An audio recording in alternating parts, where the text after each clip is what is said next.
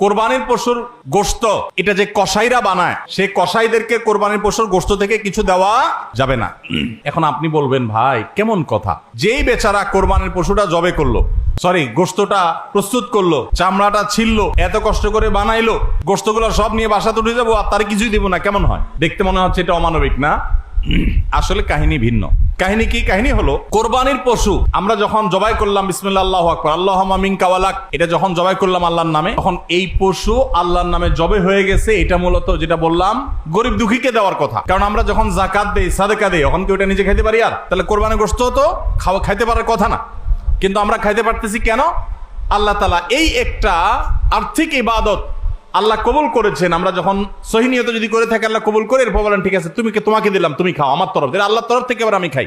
তো এই কোরবানির গোশত এটা বিক্রি করা জায়েজ আছে না জায়েজ নাই? না জায়েজ। কেন জায়েজ নাই? কারণ এটা তো ওই যে আল্লাহ